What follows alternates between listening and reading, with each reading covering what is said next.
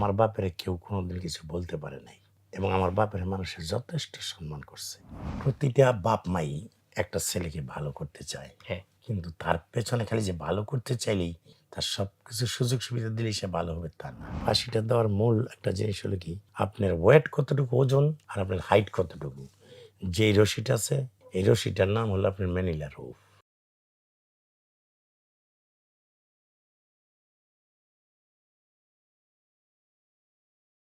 প্রিয় দর্শক, আসসালামু আলাইকুম। স্বাগত জানাচ্ছি গল্পগ্রাফির নতুন পর্বে। গল্পগ্রাফিতে আমরা কিন্তু গেস্ট হিসাবে নানান শ্রেণী পেশার মানুষকে নিয়ে আসি। অনেক ধরনের গল্প আমরা এখানে করে থাকি। তো আমরা সবসময় যেটা চেষ্টা করি সেটা হচ্ছে পজিটিভলি মানুষকে ইন্সপায়ার করতে। তো সবসময় সেটা যে শুধু পজিটিভ গল্প দিয়েই করতে হয় তাও কিন্তু না। একটা পজিটিভ গল্প থেকে আমরা যেমন নিতে পারি যে হ্যাঁ, ডুজ গুলো কি, কি? যে কি, কি আমাদেরকে করতে হবে। ঠিক তেমনি একটা নেগেটিভ গল্প থেকে আমরা কিন্তু এটাও শিখতে পারি যে ডোন্টস গুলো কি, কি? যে কি, কি আসলে করা যাবে না। সো এই পজিটিভ নেগেটিভ মিলেই তো আমাদের জীবন। ২ জায়গা থেকেই আসলে আমাদের অনেক কিছু শেখার আছে, অনেক কিছু নেওয়ার আছে। তো আজকে আমাদের গেস্ট হিসাবে এমনই একজন মানুষ রকমারিতে উপস্থিত আছেন। তার জীবনটাতে অনেক ধরনের টানাপোড়েন, অনেক চড়াই-উতরাই এবং অনেক রকম ঘটনা ঘটেছে। তার ভিতর দিয়ে উনি গিয়েছেন। আজকে তার মুখ থেকেই এই গল্পগুলো আমরা শুনবো। আমি এখানে আসলে খুব বেশি প্রশ্ন করব না, বরং এই তথ্যগুলো তুলে দিব এবং এই তথ্যগুলো নিয়ে উনি নিজেই তার মতো করে তার গল্পটা বলবেন। আজকে আমাদের গেস্ট হিসেবে উপস্থিত আছেন শাহজাহান ভূঁইয়া। আসসালামু আলাইকুম। ওয়ালাইকুম আসসালাম। আপনি কেমন আছেন? ভালো আছি। আপনাকে মিডিয়াতে এখন অনেকে চেনে, অনেক মানুষ আপনার নাম জানে জি। এবং আপনার কাজের সূত্রে হ্যাঁ, আপনার নামের সাথে একটা টাইটেল জুড়ে গিয়েছে যে আপনি কারাগারের প্রধান জল্লাদ ছিলেন। হ্যাঁ, সো এই গল্পটাই আমরা একদম শুরু থেকে আজকে জানতে চাই। তো আমি এই গল্পটা শুরু করার জন্য হয়তো মাঝে, মাঝে আপনাকে বিভিন্ন তথ্য সূত্র ধরিয়ে দিব। কিন্তু গল্পটা বলবেন পুরোপুরি আপনি, আপনার নিজের মতো করে। একদম আপনার মন থেকে যে ঘটনাগুলো আপনার জীবনে আপনার সাথে ঘটেছে, এই ঘটনাগুলোই আমরা জানতে চাই। হ্যাঁ। আপনি তো একসময় সেনাবাহিনীতে ছিলেন। জি, ছিলাম। সেনাবাহিনীতে কাজ করার ইচ্ছে ছিল, একটা হ্যাঁ, এরকম স্বপ্ন ছিল। ছিল। সেই জায়গাটা থেকে যদি আমরা শুরু করতে চাই, আপনি সেনাবাহিনীতে যোগ দিয়েছিলেন কবে এবং কিভাবে? আমি সেনাবাহিনীতে মূলত যোগ দিয়েছিলাম আপনার এটা স্বাধীনতা সংগ্রামের পর, মানে এটা ৭৪ সাল। তো আমি মুন্সিগঞ্জের থেকে গিয়েছিলাম। ১ম একবার হয়েছিল আমার ঢাকার থেকে। হুম, হুম। তারপর ওইখানে চিটাগাঙে গিয়েছিলাম। যেয়ে ৩ মাস ছিলাম ট্রেনিংয়ে সেন্টারে। তখন ভালো লাগে নাই, চলে আসছিলাম। তারপর ফের জানি কেন আবার মনে হলো যে না, আমি আবার সেনাবাহিনীতে ঢুকবো। তারপর আবার সেনাবাহিনীতে মুন্সিগঞ্জ থেকে ভর্তি হয়ে গেলাম। হ্যাঁ, এটার পিছনে শুধু আমারই ইচ্ছা ছিল একান্ত যে আমি ওইখানে যাব এবং একটা সময় দেখা যাক এখানে কোনো ভালো কিছু হওয়া যায় কি না, কোনো অফিসার পদে নিয়োগ পাওয়া যায় কি না। ওইটা চিন্তা ভাবনা করে তারপর সেনাবাহিনীতে ঢুকেছিলাম আর কি। কিন্তু সেখান থেকে বের হয়ে আসলেন কেন? তখন এটাকে ঢুকার পরে যখন ট্রেনিং শেষ করলাম, ট্রেনিং শেষ করার পরে আপনার আমার যে অফিসাররা ছিল, হুম, হুম। কথায়, কথায় গালি, কথায়, কথায় বিভিন্ন ওই যা পাকিস্তান আমলে যে গালিগুলো আমরা শিখছি তারা তো ছিল পাকিস্তান আমলের। আমরা তো ছিলাম বাংলাদেশ আমলে। তো এই গালিগুলি কেন জানি আমার কাছে খুব বিরক্তকর লাগতো। আর কিছু, কিছু কমান্ড যেগুলি আমি সহ্য করতে পারতাম না। ১ম ভাবছিলাম যে হয়তো এগুলি মনে হয় ট্রেনিং শেষ হলে থাকবে না। পরে দেখলাম যে না, ওইটাই থাকে। তখন চাকরি আমার খুব একটা মন বসে নাই। আমি বলি, না, চাকরি ছেড়ে দিব। কিন্তু সেনাবাহিনীতে ঢুকা যায় কিন্তু বের হওয়া খুব কষ্ট। ঢুকতে হলে একমাত্র মেডিকেলে যদি বোর্ডে আউট করে হুম, হুম। বা আপনার ওই দিয়া কোনো কিছু করে হলেও মনে করেন রিজাইন দেওয়া চাকরি, কিন্তু রিজাইন দেওয়াটা খুব কষ্ট হয় তখনকার আমলে। তো আমি ওইখান থেকে চিন্তা করলাম যে কীভাবে কী করা যায়। তো ওইখান থেকে আমি চলে আসলাম বাড়িতে। বাড়িতে মোটামুটি বিভিন্ন ২ মাসের ছুটি ছিল। ছুটি নিয়ে আসলাম। তারপর ছুটি থেকে আমি অ্যাবসেন্ট করলাম। বিভিন্ন কিছু লোকের সাথে আমার পরিচয় হয়।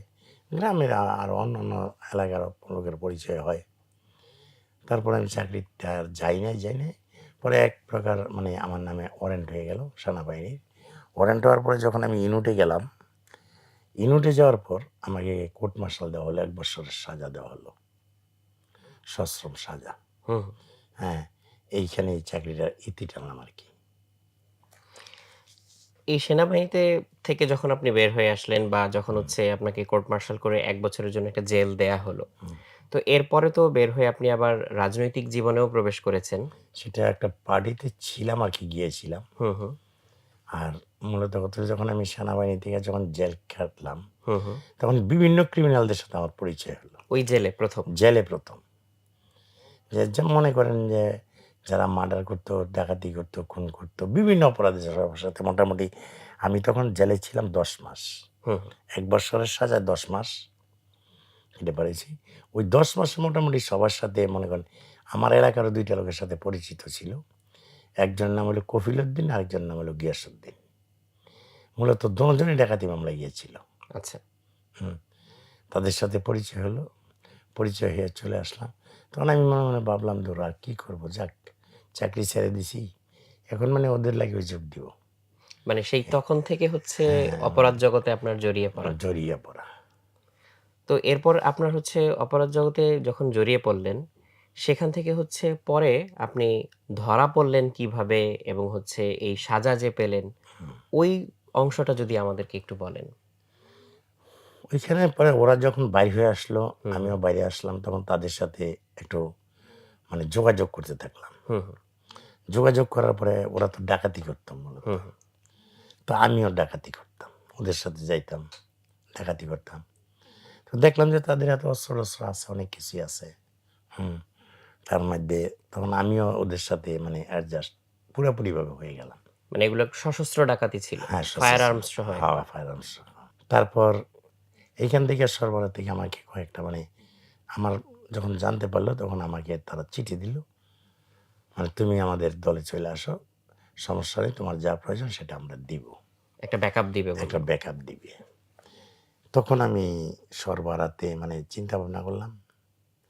তো আমার সাথে ওরা বলে যে, "এইখানে গিয়ে কি?" আমি কই, "না, দেখি কি আছে, কোনটায় কি আছে।" তখন আমি সরবরাহতে কমিউনিস্টে যোগ দিলাম। এটা ছিল তখনকার আমার যে পার্টির প্রধান ছিল সিরাজ শিকদার। হুম, হুম। হ্যাঁ, কমিউনিস্ট। এটার নাম দিয়েছে পূর্ব বাংলার সরবরাহ, তথাকথিত সরবরাহ। তো সেন্ট্রালি তখন উনি ছিল অল্প কয়েকদিন পাইছিলাম। ওনাকে তো মারা গেছে তো উনি। তারপর ওনার এখানে গেলাম। আরেকটা ছিল গাজী কামরুল, তার বাড়ি ছিল খুলনা। তার সাথে বেশি সংস্পর্শ হলাম। পরে আমাকে নরসিংদী জেলার সভাপতি করা হলো। হ্যাঁ, ইয়ার আর কি না, পদটা দেওয়া হলো সরবরাহ থেকে নরসিংদী জেলা সভাপতি। তখন আমি এটার একটু দায়িত্ব নিলাম আর কি।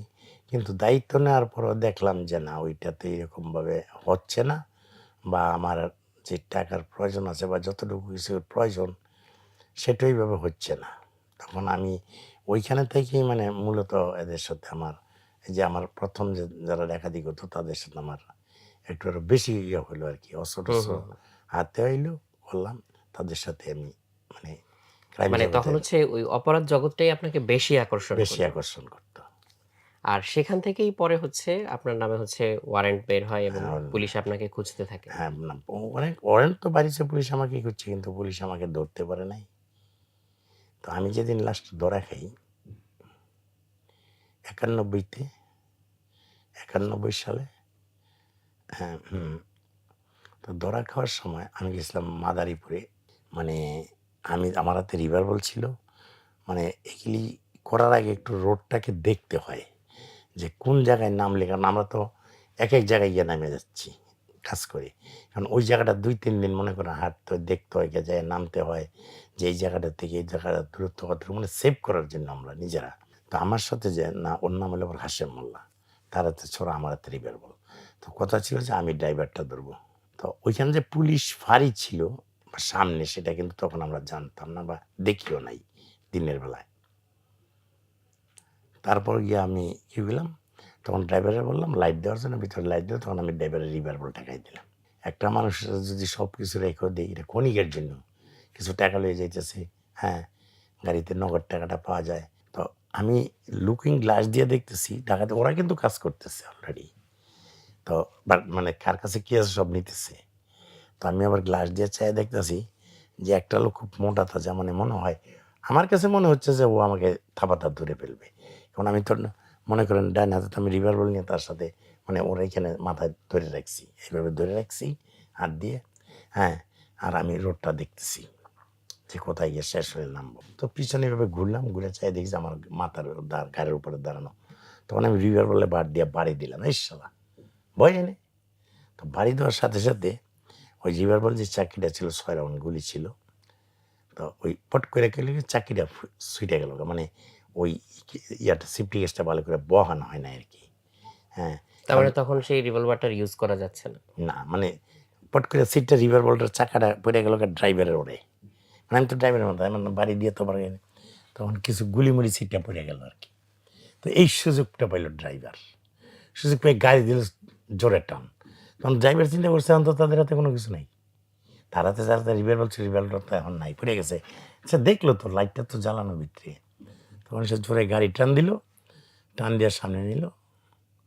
তো ওইখানে হলো পুলিশ ফেরি আর চিল্লে আরম্ভ করে দিলে ধর ধর এই ডাকাত ডাকাত গাড়ির ভিতরে। যখন সে ফাঁড়িতে ঢুকাই দিছে ইন দি মেন টাইম আমার সাথে যে ছিল হাসেম মোল্লা, ও দিছে মানে ওরা তো চাকু ছিল, তো চাকু দিয়ে গায়ে দিছে পিঠের এইখান থেকে বুকের সামনে দিয়ে, মানে হ্যাঁ ওই আপনার কলজা ফুসফুস দিয়ে ভার করে ফেলছে একটা গায়ে দিয়া। তো ওই ড্রাইভার এইভাবে উঠতে পড়ে রয়েছে। তো আমি মনে করছি যাই হোক তো ধরা খাইলাম। তো মোটামুটিভাবে পুলিশের সাথে অনেকক্ষণ লড়ছি টড়ছি আর কি। তখন তার খালি হাত লড়া যাচ্ছে না, এক প্রকার পুলিশ আমাকে ধরিয়ে ফেললো এবং আমাকে বলল। তো আমার সাথে আর 2টা ছেলে ধরা খাইলো, আর গেই প্যাসেঞ্জার সাইজে কীভাবে পলাই গেল সব কিছু হালাই রেখা। হ্যাঁ, এই চাকু টাকু যা ছিল যার কাছে গেলি বাসের ভিতরে রেখে চলে গেল 5 জন, আমরা ছিলাম মোট 7 জন 4 জন। এটাই কি মানে তাহলে আপনার একদম শেষ যে অপরাধ হ্যাঁ, সেটা শেষ বলা যায়? অপরাধটা।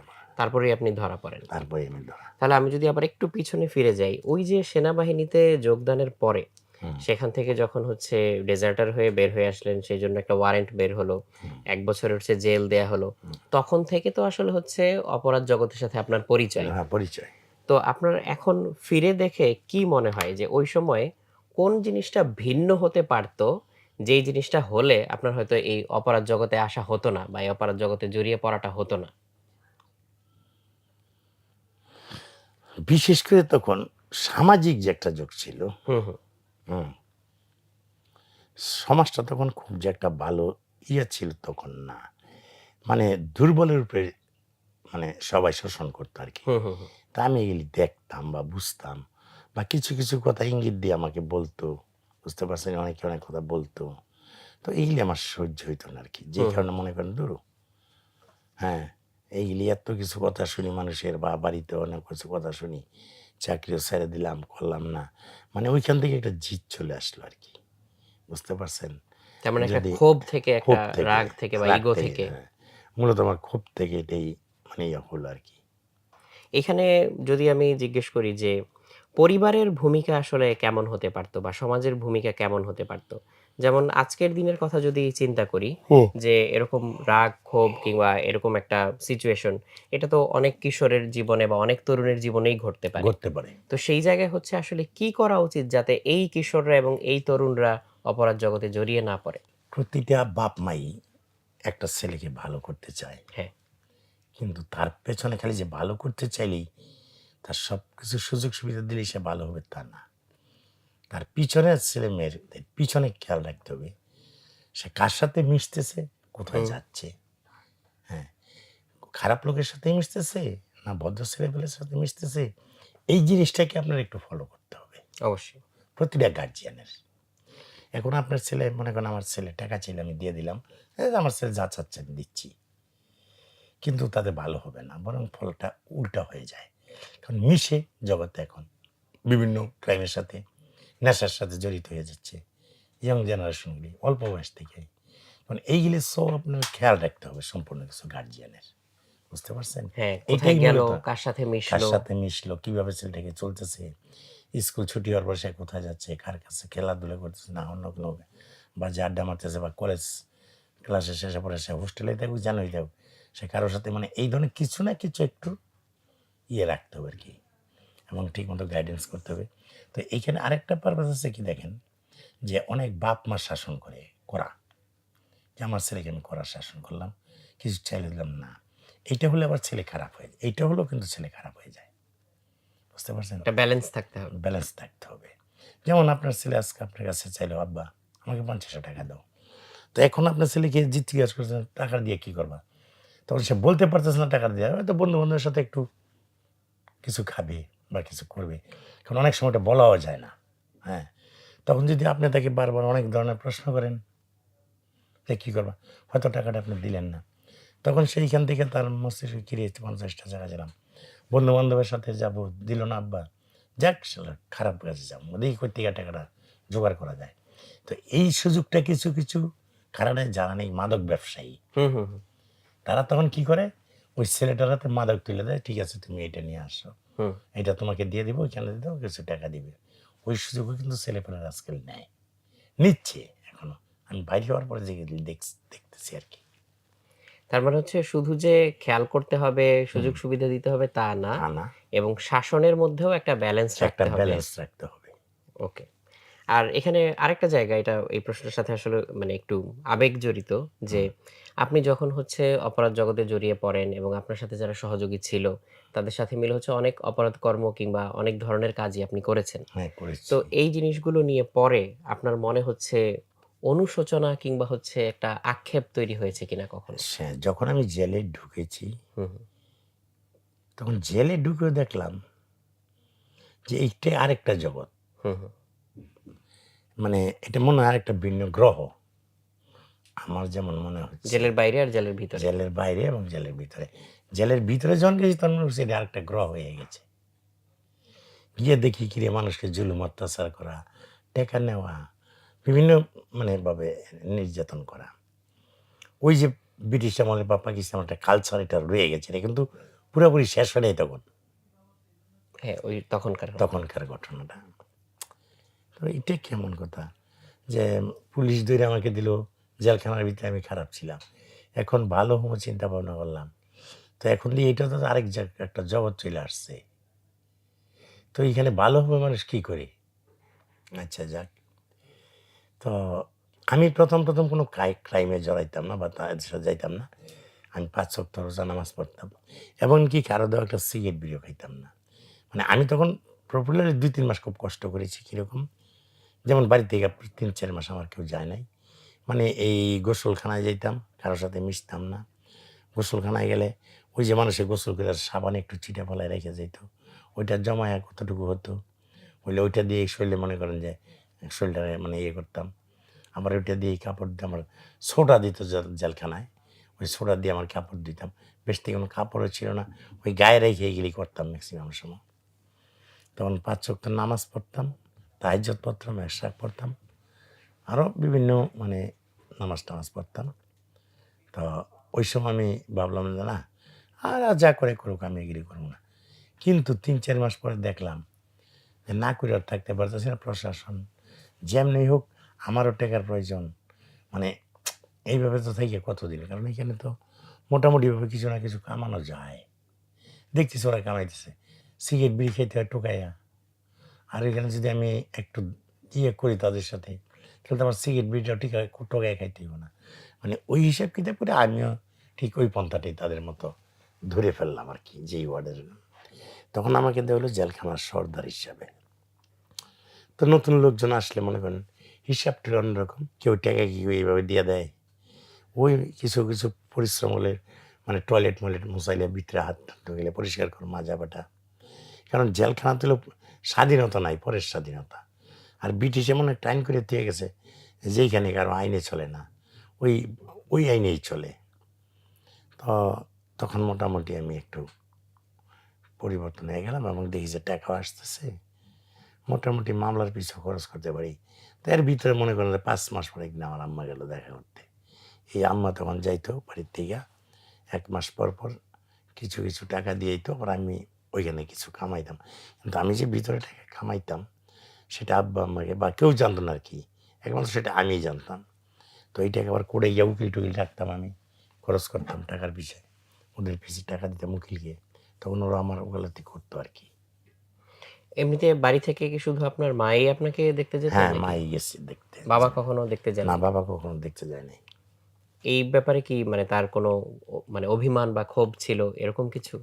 হ্যাঁ, বাবার তো বিষয়টা খুব ছিল, কারণ আমার বাবা ছিল ভূয়া বংশ আমরা, কারণ আমার বাপের কেউ কোনোদিন কিছু বলতে পারে নাই, এবং আমার বাপের মানুষের যথেষ্ট সম্মান করছে। এটা আমি দেখেছি মূলত।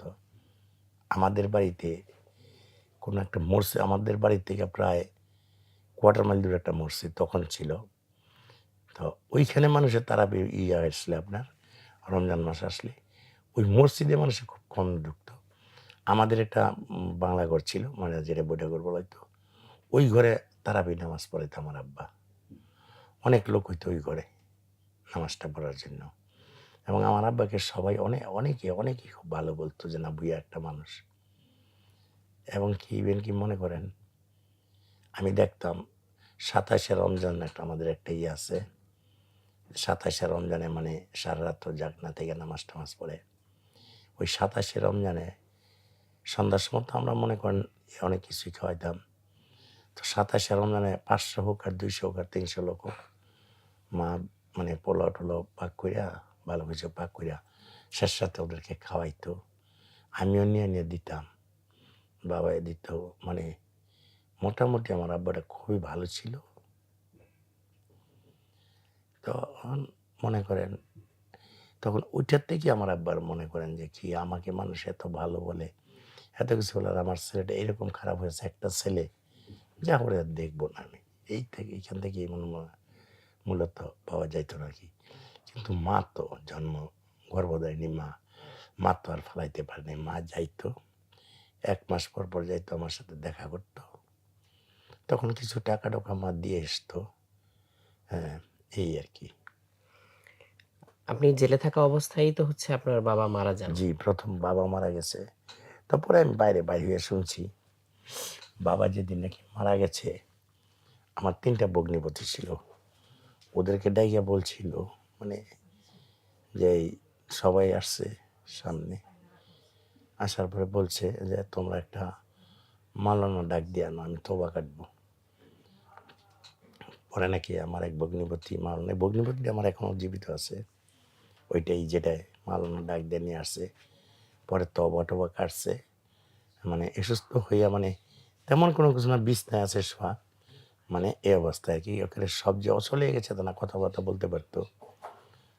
পরে তবা কাটছে, তবা কাটার পরে তখন বলছে যে দেখ মা, দেখ মানুষ কেমনে মরে, কেমনে মরে। 3-4 বার কথাটা কই এই মানে দুনিয়া থেকে বিদায় হয়ে চলে গেল। এটা আমার ভগ্নিপতি আমাকে বলছে আর কি। তো এই জিনিসটা আমাকে এখন খুব কষ্ট দেয়, আমার কাছে খুবই খারাপ লাগে। আমার বাপ মাকে আমি দেখতে পাই নাই মরার সময়।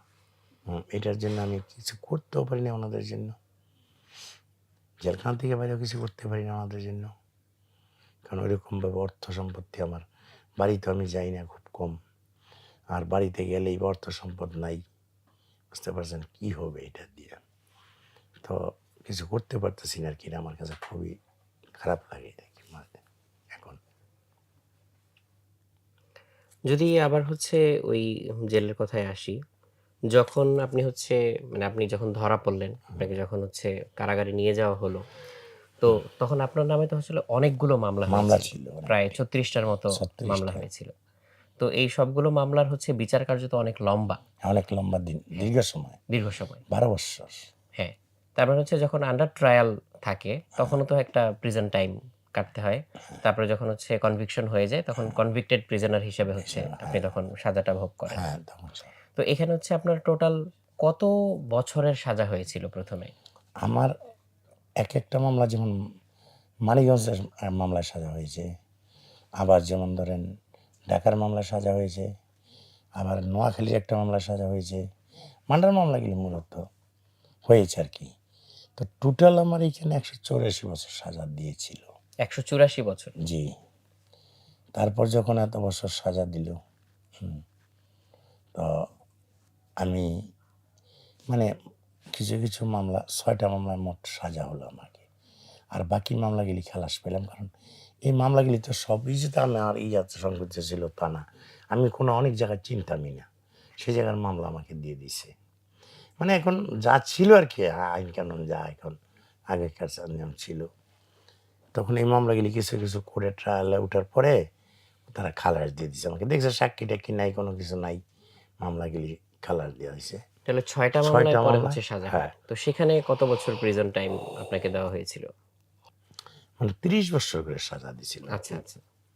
তো আর শুধু একটা অস্ত্র মামলায় সাজা দিয়েছিল আমাকে 17 বছর। তো হাইকোর্টে যাওয়ার পর 2টা মামলা আমার খালাস দিয়েছে হাইকোর্ট, আর 2টা মামলার সাজার রায় বহাল রাখছে। মানে সবগুলি খালাস গিয়ে 6টা মামলায় সাজা হয়েছে, হুম, হুম।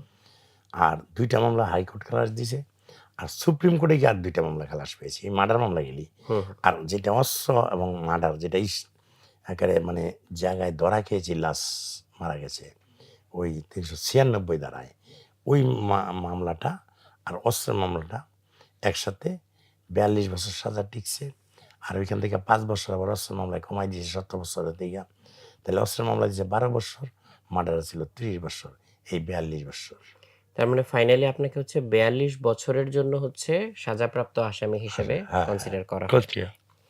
তো সেখান থেকে হচ্ছে আপনি এই কারাগারে যে নিয়মটা আছে যে কেউ যদি জল্লাদ হয়, তখন প্রত্যেকটা ফাঁসি কার্যকর করার পর হচ্ছে কিছুটা করে সাজা কমে যাওয়ার একটা বিধান থাকে। তো এইটা আপনি কখন জানলেন এবং এটার জন্য কখন আপনি এগিয়ে এটা আসলেন? জানা না, আমি যখন মানিকগঞ্জ থেকে ঢাকায় আসলাম, চিকিৎসা করতে আসছিলাম প্রথম, তখন ঢাকায় একটা জল্লাদ দেখছি আর কি, মানে আমদানিতে থাকতো সে। হুম, হুম। তো আমি গেছি দেখতে, মানে 4-5 জন তার সেবা যত্ন করতেছে, খাবার দাবার দিচ্ছে, অনেক কিছু যথেষ্ট সম্মান করে। কেউ এসে বাইকের মাঝে সালাম দেয়, এই লোকটা কি এবং কি। তখন আমি জিজ্ঞেস করলাম, এই যে এটা জল্লাদ। আরে জল্লাদ আবার কি করে? মানুষ ফাঁসি দেয়। তো 2 দিন থেকে আমি তার পিছনে পিছনে সব কিছু দেখলাম। তখন মনে মনে ভাবলাম যে আমার যখন এত বছর সাজাটাও যদি একটু কমে, আর জেলখানার জায়গা যায় ভালো ফ্যাসিলিটি পাওয়া যায় জল্লাদের কাজ করলে, আমিও কোনো সময় জল্লাদ হব। মানে ওইটার ভিত্তির নিয়ত করি, মানে আমার জল্লাদটা হওয়া আর কি। জেলখানার স্বাচ্ছন্দ্যবোধ জীবনটা গড়া, যেভাবে চলতে পারা যায়, আর মনে করেন সাজাটাও একটু কমানো যায়, ওই ইয়েতে গিয়েই মনে করেন। কিন্তু এটা আগে হয়তো প্রতিটা ফাঁসিতে মনে করেন 2 মাস করে রেয়াত দিত। ২ মাস করে। কিন্তু এই এখন আইসা সেটাকে উল্টায় ফেলছে। আপনার জেলখানা, জাকির হাসান সাহেব একটা আইজি ছিল, তো উনি জেল কোডটাকে পুরোপুরি ফলো করে রাখছে। সেনাবাহিনী থেকে ঢুকছিল তো, তো উনি জেল কোডের দিকে, জেল কোডের যে নিয়মটা আছে এইটাই উনি করে রাখছে। কীরকম যে যে যত রেয়াতি পাক, এখানে জেল কোডে আছে আপনার সাজা হলে, কনভিক্টেড প্রিজনার হলে সে আপনার মানে রেয়াত পাবে, সাজার 4-এর 1 অংশ সে কাটবে। বুঝতে পারছেন? হুম, হুম। যেমন 30 বছর সাজা, 7.5 বছর সে মাপ পাবে ভালো কাজ করলে, ফলাফল ভালো থাকলে, আর 22.5 বছর তাকে কাটতে হবে জালটা। কিন্তু এই হিসাবে মনে করেন যে আমি এখন এই মার্কাটা রেয়াতের সাথে, মানে এই রেয়াতটা কিছু দিছে, কিন্তু আমি বাইর হওয়ার আগ পর্যন্ত মানে আমার 8.5 মাসে, 8 মাসে, লাস্টে 8 মাসে বৎসর গেছে আর কি। মানে এইটুকু কনসিডার আমাকে করা হয়েছে। আচ্ছা। তার মানে এখানে হচ্ছে পুরো ১২ মাসে বছর না ধরে হ্যাঁ, লাস্টের দিকে ৮ হ্যাঁ, মাসেও 8 বছর ধরা মাসে হয়। বলা হয়েছে। আর ওই জল্লাদ হওয়ার পরে আপনি হচ্ছে মোট কতগুলো ফাঁসি কার্যকর করেছেন? টোটাল ফাঁসি দেওয়া হয়েছে আপনার 60টা। আচ্ছা। আমি এই যে 2023 সালের জানুয়ারি মাসের 4 তারিখে গিয়েছি কাশিমপুর, ওইখানে দিলাম 4 তারিখে রাত, 8 তারিখে রাত্রে একটা, লাস্ট দিলাম হলো 22 তারিখ রাত্রে একটা। এই আমার লাস্ট জীবনে ফাঁসি দেওয়া। আগে ছিল 58টা, এই 2টা দিয়ে গেছে 60টা। তো ওইখান থেকে আসলাম, তারপর তো জুন মাসে আমি বাড়ি গেলাম 18 তারিখে। আচ্ছা। তো ওই যখন আপনি যে সময় ধরে জল্লাদ ছিলেন, তখন তো আপনি হচ্ছে আবার জুনিয়র যারা তাদেরকে আবার ট্রেনিংও দিয়েছেন, হ্যাঁ, ট্রায়াল দিয়েছি, ট্রেনিং করেছি, ট্রেনিং করিয়েছেন। শিখাইছি এসব। এই পরম্পরাটা একটু যদি আমাদেরকে বলেন। শোনেন, এইটা হইলো আপনার যেমন স্ট্যান্ড আছে 3টা স্ট্যান্ড, হুম, হুম। 2টা দাঁড়ানো থাকে আর একটা পাতালিভাবে থাকে। তো ওদেরকে কিভাবে কি করতে হইবে, এটা হলো ফাঁসিটা দেওয়ার মূল একটা জিনিস হলো কি, আপনার ওয়েট কতটুকু ওজন আর আপনার হাইট কতটুকু। যেই রশিটা আছে, এই রশিটার নাম হলো আপনার ম্যানিলা রোপ। বুঝতে পারছেন? ম্যানিলা রোপ নাম দেওয়ার কারণ হচ্ছে এই রশিটা একমাত্র তৈরি হয় ফিলিপাইন দেশে। ফিলিপাইনের রাজধানী হলো ম্যানিলা। যেই কারণে এই রশিটার নামকরণ করা হয়েছে ম্যানিলা রোপ।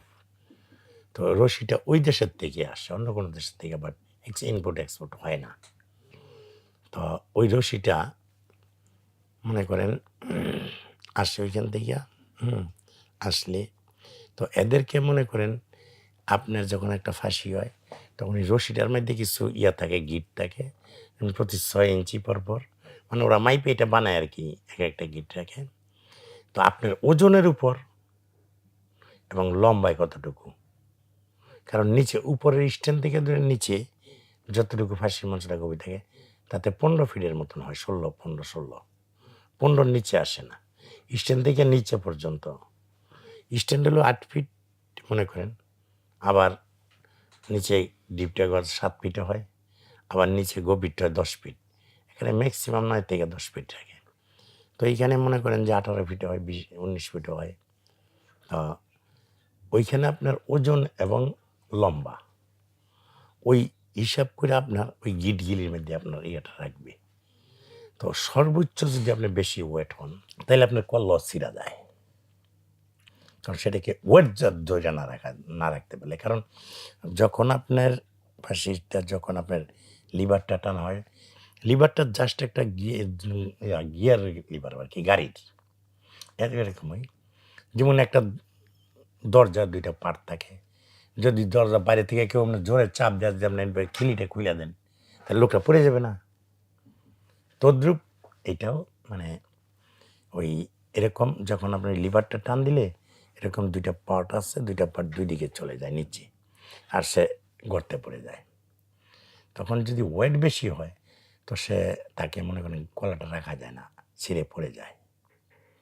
বেশি ওয়েট হলে এই যতটুকু তার আছে রশি আমার যতটুকু কুলাবে তারপর আর কুলাবে না, এরকম ধরনের হলে আর কি। এক একটা ফাঁসি কার্যকর করতে হলে মানে জল্লাদ কয়জন লাগে টোটাল? এইখানে মেন জল্লাদ একজনই মেন, আর বাকি 7-8জন লোক লাগে। আচ্ছা। এদের লো হেল্পার লাগে, কারণ হলো আপনার এটা একা একা কিছুই করা যায় না।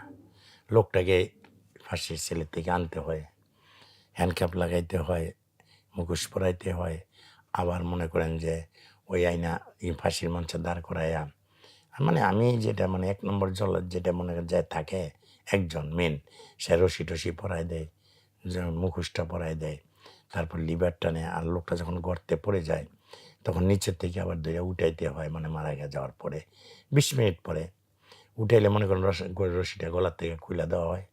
তো খুলে দিলে পরে একটা পকেট গেট আছে ছোট্ট, ওই পকেট গেটটা বাড়ি করে টেচারের শোয়াইলে তো ওইখানে হলো আপনার উপটা করে ওই দেখেন ঘরের এইখানে একটা ফাইনাল স্কট বলা হয়, এই যে একটা গর্ত আছে এখানে, ওই যে যারা মেডিকেলে চাকরি করে ওনারা বুঝবে। তো ওইখানে একটা রক থাকে, প্রেশার উঠলে কিন্তু সেই রকটা ছিঁড়ে যায়, ওই রকটাকে জাস্ট আলাদা করে দেওয়া হয়, ওইটাই পোস্টমর্টম। আচ্ছা। তো এবার যদি আমরা আবার একটু ফুল সাইকেল ঘুরে আসি, যে আপনার শুরুতে হচ্ছে একটা সম্ভাবনাময় জীবন ছিল, সেনাবাহিনীতে একটা ক্যারিয়ার ছিল। সেখান থেকে আপনি একটা অপরাধ জগতে জড়িয়ে গেলেন। তারপর সেখান থেকে হচ্ছে আবার অনেকদিন জেল খাটলেন। জেল খেটে সেখান থেকে জল্লাদের ভূমিকায় অবতীর্ণ হলেন। এবং এই জল্লাদের ভূমিকায় অবতীর্ণ হওয়ার পরে প্রতিটা ফাঁসি কার্যকর করার মাধ্যমে আপনার আবার সাজার মেয়াদও কিছুটা কমে আসলো। কমে আসলো। তো আপনি যখন থেকে হচ্ছে প্রিজনের ভিতরে থাকা শুরু করলেন এবং তারপর এখান থেকে এই জল্লাদ জীবনটাতে চলে আসলেন। সো এই সময়টায় কি আপনার মনের কোনো পরিবর্তন হয়েছিল? যে আপনার আগেকার যেই জীবন ছিল, যেই সম্ভাবনাময় জীবনটা ছিল, ওইটার জন্য কি কোনো অনুশোচনা বা আফসোস তৈরি হয়েছিল? বা হ্যাঁ, এটা কিরকম মনে হয়েছিল তখন? তখন আমার কাছে একটা অনুশোচনা মনে হয়, কি করলাম জীবনটা বাইর জগতে, যেখানে আজকে জেলে হাঁটতে হইলো। হুম, যদি এগুলি না করতাম তাহলে বাইর জগতে থাকতাম। বুঝতে পারছেন, এরকম একটা অনুশোচনা যে আমি বাইরে গিয়ে আর খারাপ কাজ করবো না, এই অনুশোচনায় আমাকে কাজ করতো সবসময়। কারণ যদি আমি যে বাইরে হবো এমন একটা চিন্তা ভাবনা করি নাই, কারণ 184 বছর সাজা, হুম, হুম। এটা এর মানুষ এর বাসা মধ্যে কি করে আপনি কখনো সুযোগ পাননি যে পালিয়ে যাওয়ার বা না। এরকম কোনো কিছু? সুযোগ চেষ্টা করলে সুযোগ নেওয়া যেত, করা হুম, যেত। হুম। কিন্তু আমি সেই চেষ্টাটা করি নাই। কেন করি নাই? বাইরে গিয়ে যদি আপনি মনে করেন নাই থাকতে পারেন, দেশের বাইরে যেতে হয়, তাহলে এই দেশ হলো আমার বা মাটিটা আমার। এই দেশে যদি না থাকতে পারে তাহলে এইরকম জায়গাতে কোনো লাভ হবে না। তার চেয়ে ভালো জেলেই মরি থাইকা, থাইকা। তো এই দেশেই মরমু। এটা তো মনের সান্ত্বনা দিতাম আরকি। যে পলাইয়া তো আর থাকা যাবে না। এখন তো ফ্রিভাবে জেলখানা চলতেছি। আর বাইরে যদি কোনোদিন যদি বাড়িতে পারি, ফ্রিভাবে চলতে পারবো। সমস্যা হবে না। মানে ওই ফেরারি জীবনটা আপনি চাননি। না, ফেরারি জীবনটা আমি চাই না। আচ্ছা। কারণ জেলখানার চাইতে ফেরারি জীবনটা আরো বহুত কষ্ট। কিরকম কষ্ট? এই মনে হয় পুলিশ আসছে। পুলিশ দেখলে মনের ভিতরে একটা ভীতি জাগে, ভয় জাগে। হ্যাঁ, তো এইটার দরকারটা কি? মনে হয় এখান থেকে পলায় ওইখানে, ওইখান থেকে যেই অবস্থা আমার নামে তো মনে করো ওয়ারেন্ট হইতো বা জানতো, তখন পুলিশ আমাকে খুঁজতো না, তখন আমার ধরতে পারতো না। তখন তো আমি বুঝছি যে ফেরারি জীবনটা কিরকম হবে। আর যখন আপনি অপরাধ জগতের সাথে জড়িত ছিলেন, তখন আপনার এবং আপনার সহযোগীদের অনেক কাজের কারণে অনেক মানুষ নানাভাবে ক্ষতিগ্রস্ত হয়েছেন। হ্যাঁ, তারপরে আপনি এর জন্য সাজাও ভোগ করেছেন। হ্যাঁ, তো এই সাজা ভোগ করে এখন আপনি আবার মুক্তও হয়েছেন। জি। তো এই সময়ে এসে আপনার নিজের জীবনটাকে কেমন মনে হয়? মানে শেষ পর্যন্ত আপনি আসলে নিজেকে কিভাবে দেখেন? শুনেন জেলের জীবনটা ছিল পরের অধীনে চলতে হইতো। হুম, হুম। কিন্তু এখন জেলখানার বাহিরে আসছি নিজের স্বাধীনতা। যখন যেটা মনে চায় করতে পারি, যেটা মনে চায় খাইতে পারি। যা খুশি যেমন আজকে এখানে চলে আসলাম। এটা জেলখানা থাকলে তো হতো না। বা আপনি একটা ফোন দিছেন না পারা যায় তো বা সুযোগও ছিল না কোনো সময়। কিন্তু অনেক সময় মাঝে, মাঝে মনে হয় জেলেই তো ভালো ছিলাম। কেন ভালো ছিলাম? যে এইখানে সবচাইতে বড় প্রবলেম হলো অর্থনীতি। আমার যদি অর্থনীতি না থাকে, অর্থ না থাকলে তো কেউ ভালোবাসে না। কেউ ভালো চোখে দেখেও না। মানে কেউ ফিরে তাকায়ও না। কথাটা বুঝতে পারছেন? এখন তাহলে হ্যাঁ। আপনি কিভাবে জীবিকা নির্বাহ করছেন এই মুহূর্তে? এখন বর্তমান একটা চায়ের দোকান করতেছি ছোটখাটো, সেটারও পুঁজি নাই। আর যেখানে দোকানটা আছে, সেখানে তেমন একটা বেচা-কিনা হয় না। মানে একদম মহল্লার ভিতরে যেখানে বাসা নিয়ে থাকি। তো এটার উপরে নির্ভর করে চলতেছি। কিন্তু এই ১ মাস দোকানদারি করে দেখলাম যে আরো ৳১৬,০০০ লস চইলা গেছে আমার। কারণ ৳৬,০০০ দোকান ভাড়া। আমার একটা রোজ ৳২০০ ধরি। ৩০ দুগুণে ৬,০০০ তাহলে ৬,০০০, ৬,০০০, ১২,০০০। তাহলে খাইতে লাগছে আমার আরো মাসে ৩,০০০। তাহলে ১৫-১৬,০০০ টাকা। তো আমি তো এগুলি মনে করেন যে পুরাপুরি উঠাইতে পারলাম না। হুম, হুম। আবার যে কিছু টাকা দিয়া মানে যাই কিছু দিয়া মনে করেন যে মাল আনতেছি, এগুলি টুকটাক বেচতেছি, এই টাকা নিয়ে বাইঙ্গা, বাইঙ্গা খাইয়া লইতেছি। আবার যে সামনে মাল আনবো এই পয়সা থাকে না। মানে এমন অবস্থায় আছি আরকি। তারপরেও আপনি এখন একটা সৎ পেশা বেছে নিয়েছেন যে আপনি একটা হ্যাঁ, চায়ের এইটা দোকান সৎ দিয়েছেন। কাজ আমি তো সৎ এই পেশা। সময়ে এসে এখন তাহলে নিজেকে কি মনে হয়? যদি নিজের বিবেকের কাছে প্রশ্ন করেন, যে কেউ যদি আপনাকে প্রশ্ন করে যে, "ভাই আপনার নিজের কাছে নিজেকে কি মনে হয়? একজন ভালো মানুষ না একজন খারাপ মানুষ?" না, আমি এই সময় একদম মার গর্ভ থেকে জন্ম নিয়ে আসছি। আমি এখন বলতে পারি ইনশাল্লাহ। কারণ যেহেতু আমি কোনো ক্রাইমে জড়াই নাই, কোনো ক্রাইম করব না জীবনে। আমি যদি উপাস থেকে মরেও যাই, এনাফ। সমস্যা নেই আমার। কারণ কোনো ক্রাইমে জড়াবো না, কোনো ক্রাইমে যাব না। কারণ এই ক্রাইমে জড়াইয়া যে জীবনটা কোথায় চলে গেছে, এই জীবনটা জেলখানায় ছিলাম। এখনো তো মোটামুটি কষ্টই করতেছি, খুব যে সুখে আছি না। আবার জেলখানায় গিয়া মানে কি মরবো? হ্যাঁ, শেষ বয়সে জেলখানায় গিয়া মরতে। কারণ জেলখানা মূল্য একটা সমস্যা। কিরকম সমস্যা? যদি তার লাশ কেউ নেয় তো নিল। না নিলে তার আঞ্জামান মাহফিলে হিসাবে এখানে দেওয়া হলো। হুম, হুম। এইখানে বিভিন্ন ধরনের মানুষ বিভিন্ন ধরনের কথা বলে। মারা যাওয়ার পরেও তার লাশটা যদি কেউ না নেয়, তো বিভিন্ন লোকে বিভিন্ন ধরনের কথা বলে। আমি বলতাম মানুষ, আরে তার কি হুম, কেমন হুম, হুম। একটা লোক, তার লোকজন কত খারাপ ছিল, কত কিছু ছিল। মানে এই ধরনের গালিও দিতাম। বুঝতে পারছেন? তো ওই জিনিসগুলিতে এখন তো মনে করেন যে বাহ্যিকতে ভালো আছি, হাজার গুণে ভালো আছি। মানে ওই ধরনের কোনো আর ইয়েতে ফিরে যাওয়ার আশা নেই আমার। বা আশা নেই বললে মানে দরকার হলে আমি জেলের থেকে যেদিন বাড়িছি, সেদিন নিয়ত করে বাড়িছি যে আমার আমার সাথে সবসময় অন্তত ৳১০০ ৳২০০ বিষ কিনবো। ওইটা আমার পকেটে রেখে দিব। যখন দেখব যে না আমাকে আগে জেলখানায় যেতে হবে, এমন কোনো কাজ করেই বই, তো ওই বিষটুকু খেয়ে মরে যাব। কিন্তু জেলে আর ঢুকবো না। এমন কিছু কাজ করব না। তারপরেও যদি যদি হয় তার আগে বিষ খেয়ে মরে যাবো, সমস্যা নাই। মানে অপরাধ করার চেয়ে মরে যাওয়া ভালো। মরে যাওয়া অনেক ভালো। যদিও এই সুযোগটা কখনোই পাওয়া যাবে না, তারপরেও যদি কেউ আপনাকে জিজ্ঞেস করে যে আচ্ছা আপনার বাবাকে নিয়ে তো হচ্ছে আপনার মনের মধ্যে অনেক একটা বাবা মাকে অনুশোচনা, নিয়ে অনেক বাবা-মাকে নিয়ে অনেক অনুশোচনা, হ্যাঁ। অনুশোচনা কাজ করছে। সেই বাবা-মার সাথে যদি আরেকবার কোনোভাবে কথা বলার সুযোগ পাওয়া যেত, আপনি তাদেরকে কি বলতেন তখন? এখন বাবা মা যদি পাইতাম, পাচ্ছি না, কিন্তু সুযোগটা তো আর পাবো না। না, সম্ভব না। এই যে কথাটা বলছে না, আমার মানে মনে হয় যে আমি তখন কি অবস্থায় থাকি সেটা আমি নিজে, কারণ যদি থাকতো আজকে, তো আমি কষ্ট করে হলেও তাদেরকে আমার মাথায় রাখতাম। হ্যাঁ, যতটুকু যত্ন করে করতাম। মানে আমার শত কষ্ট হলো, আমি 6 দিনে, 3 দিনে, 1 দিনে, 7 দিনে খাইলেও আমি ওদেরকে মানে সব কিছু করতাম আর কি। সেই সুযোগটা তো আমার নাই। আল্লাহ আমাকে, জানি না আল্লাহর কাছে কি খালি জীবন পাপই করলাম, কিছু পুণ্য তো মনে করেছি, কিন্তু বুঝতেছি না আমি কিছু। মানুষে বলে যে ধৈর্য ধরলে অনেক কিছু, কিন্তু ধৈর্য ধরতে তো এই পর্যন্ত আসলাম। একবার ক্রাইম করেছি, ভালো হয়ে গেছি, এখনও ধৈর্যই ধরেছি, ভালো হচ্ছি, তো এইভাবে চলতেছি, দেখি। তারপর আল্লাহকে ভরসা চাই না, আল্লাহ যদি আমার দিকে তাকায় আর কি মুখ খুলে, এইটুকু আমার আশা। আমাদের আজকে অনুষ্ঠানেরও সময় প্রায় একদম শেষের দিকে। তো যাওয়ার আগে যদি আমাদের দর্শকদের উদ্দেশ্যে আপনাকে কিছু বলতে বলি, কোন জিনিসটা নিয়ে? সেটা হচ্ছে আপনার জীবনে আপনি অনেক কিছু দেখেছেন, অনেক পজিটিভিটি দেখেছেন, হ্যাঁ, অনেক নেগেটিভিটি দেখেছেন, অনেক কিছুর ভিতর দিয়ে গিয়েছেন। হুম।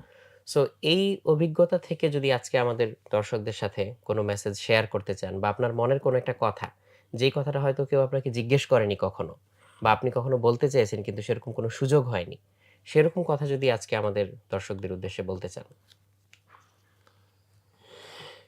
সেরকম একটা কথা হলো কি ভাই,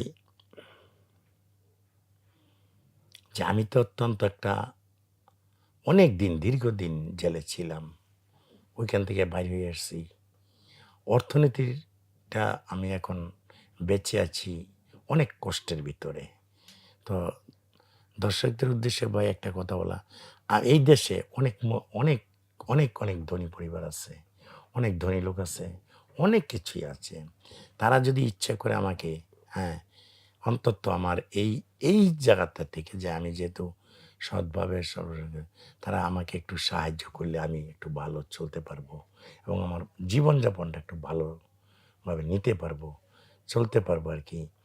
আর এই দেশের আরেকটা কথা হলো, এই দেশের মানে ইয়ং জেনারেশন যারা বর্তমান আছে, তাদেরকে আমি একটা কথা বলবো, যে আমার মতো যেন কেউ ক্রাইম জগতে না ঢুকে, নেশার কোনো জগতে যেন না ঢুকে। এটা আমার সবচাইতে বেশি অনুরোধ তাদের প্রতি, এবং দেশবাসীর প্রতি আরও অনুরোধ এটাই, যে তারা যেন কোনো প্রকার কোনো নেশা এবং কোনো ক্রাইম জগতে না ঢুকে। দরকার হলে সিএনজি চালাক, রিক্সা চালাক, মিন্দিগিরি কাজ করে খাক, তারপরে যেন তারা কোনো ক্রাইম না করে, নেশায় না ঢুকে। কারণ এরাই আগামী দিনে একটা ভবিষ্যৎ এই দেশে, তারাই আমাদের দেশটাকে পরবর্তী শাসন করবে। যারা কলেজ আছে, ভার্সিটিতে আছে, শিক্ষা দিকে অনেকেই মনে করেন রাজনীতির সাথে জড়িত আছে। তো আমি তাদের উদ্দেশ্যে এই কথা বলবো। এবং তো আমার শেষ একটা চাওয়া ছিল যে আমি প্রধানমন্ত্রীর সাথে একবার সাক্ষাৎ করব। আমার অন্য আর কিছু ইয়ে নেই। আর একটা জিনিস হলো, আমি একবার উমরা করতে চাই হজে, আমাদের মুসলমানের জন্য। মানে হজ তো হয়তো আল্লাহ তৌফিকে নাও দিতে পারে, উমরাটা তো অতি নিকটবর্তী যাওয়া যায়। মনে করেন যে এটার জন্য অর্থনীতির বাবা আমার প্রয়োজন আছে, বুঝতে পারছেন? তো শেষ করার আগে দর্শকের সাথে আরেকটা কথা বলে যাই যে লাস্ট যেই পয়েন্টটা আপনি তুললেন যে আপনার তো একটা বইও আসছে। জি, একটা বই নিয়ে আপনি কাজ করছেন। হ্যাঁ, আমি একটা বই লিখতেছি তো ওই মানে, বইটার কথাটা যদি আমাদেরকে একটু বলেন। কারণ এই বইটার ভিতরে আমার জীবনের সব কিছু তুলে ধরা হয়েছে রকমারি.com-এ, বুঝতে পারছেন? আমি দর্শককে বলবো, হয়তো আগামী 21শে ফেব্রুয়ারি মেলাতে আমার এই বইটা, বইটা আসছে কিংবদন্তি থেকে। কিংবদন্তি থেকে বইটা আসছে। তো এই কিংবদন্তি থেকে মনে করেন আগামী 21শে ফেব্রুয়ারিতে বইটা নামবে মেলায়, ইনশাআল্লাহ আমি আশা করতেছি। তো আপনারা সবাই এই বইটাকে পড়বেন, পড়ে আমার সম্বন্ধে জানবেন এবং আমার একটা জীবনে এখানে লেখা আছে জল্লাদ জীবনের যত কিছু হিস্টোরি আছে আপনারা জানতে পারবেন এই বইটাতে যে আমার সত্যিকারের ঘটনাগুলি ওই বইটাতে তুলে ধরা হয়েছে। আমার জীবনের গল্পটা পুরোপুরি সত্য এবং বাস্তবতা যেটা আছে সেটাই আমি আপনাদেরকে উপহার দিয়েছি এবং আপনারা সেটাকে নেবেন, বইটাকে পড়বেন। এটাই আমার কামনা। তো প্রিয় দর্শক, আজকে তো আমরা শাহজাহান ভাইয়ের সাথে অনেক কথা বললাম। তো এখান থেকে অনেকগুলো জিনিস কিন্তু মানে আমার মাথায় অনেকগুলো পয়েন্ট আসলো। যেমন একদম শুরুতে হচ্ছে এ যেভাবে হচ্ছে অপরাধ জগতের সাথে উনি জড়িয়ে পড়েছিলেন, যে একটা ক্ষোভ থেকে, একটা রাগ থেকে, একটা নেগেটিভ ইমোশন থেকে, এবং সেখানে ফ্যামিলির সাথে কিন্তু একটা গ্যাপ ছিল। যেটা শাহজাহান ভাইও বলেছেন যে, ফ্যামিলি যদি হচ্ছে একটা মানুষকে টেক কেয়ার না করে কিংবা হচ্ছে কোথায় যাচ্ছে না যাচ্ছে, কার সাথে মিশছে, এই সঙ্গ ব্যাপারটা এটা যে খুব ইম্পোর্টেন্ট। এই কাদের সাথে আমরা চলি, কাদের সাথে আমরা চলবো বা চলবো না, এই ব্যাপারগুলো যেমন হচ্ছে খুবই ইম্পোর্টেন্ট হয়ে দাঁড়ায়। তেমনি হচ্ছে সমাজ বাস্তবতাও কিন্তু এখানে বড় একটা ভূমিকা পালন ভূমিকা করে পালন করে এবং সমাজ। মানুষকে হচ্ছে এফেক্ট করে। সমাজও কিন্তু ভূমিকা হ্যাঁ, পালন করে। মানুষ দেখা যেহেতু যাচ্ছে সামাজিক জীব। একটা ছেলে খারাপ লাগছে, সমাজ তাকে ভালো করুক। সমাজে অনেক মুরব্বী আছে, অনেক লোকই আছে, এই তুই এই পথে চলবি না, এখানে বস, তোর সমস্যাটা কি? মানে বিভিন্ন ধরনের কথা বইলা। কিন্তু সেই সমাজটাই যদি তাকে আরো একটু আজ্ঞা দেয়, উস্কে দেয় আরকি। উস্কে দেয়, অটোমেটিকলি খারাপ হয়ে যাবে সে ক্রাইম জগৎ। এবং এখানে হচ্ছে মানে সমাজও কিছু দেয়। নেগেটিভ ইনফ্লুয়েন্স এর অভাব নেই। যেমন হচ্ছে ওই যে ড্রাগ ডিলিং এর কথা যেটা হ্যাঁ, বললেন, যে একটা কিশোরকে বা একটা তরুণকে পেয়ে যে তুমি এই কাজে জড়িত হও, জড়িত হও, তুমি এটা করো, এখান থেকে তুমি কিছু টাকা উপার্জন করতে করতে পারবে। পারবো। আস্তে, আস্তে হচ্ছে তাকে খারাপ দিকে নিয়ে যাওয়া। সো এই সবগুলো বিষয়ই কিন্তু খেয়াল রাখা দরকার বা খেয়াল করা দরকার। তো এই সবকিছু মিলে আপনাদের হচ্ছে এই পুরো আলোচনাটা কেমন লাগলো সেটা আমাদেরকে জানাতে ভুলবেন না। আমাদেরকে কমেন্টে জানান যে এই আলোচনাটা আপনার টোটাল সবকিছু মিলিয়ে কেমন লাগলো। এইখান থেকে আপনার টেক অ্যাওয়ে পয়েন্টগুলো কি কি? কি, কি পজিটিভ জিনিস আপনারা এর মধ্যে দেখতে পেরেছেন? কি, কি নেগেটিভ জিনিস আপনারা এখানে দেখতে পেরেছেন? এই সবকিছু মিলে আমাদেরকে জানাতে ভুলবেন না অবশ্যই। আশা করি পরের পর্বে আপনার সাথে আবারও দেখা হবে ইনশাআল্লাহ। ততক্ষণ পর্যন্ত সবাই সুস্থ থাকবেন, ভালো থাকবেন। আসসালামু আলাইকুম। আল্লাহ হাফেজ।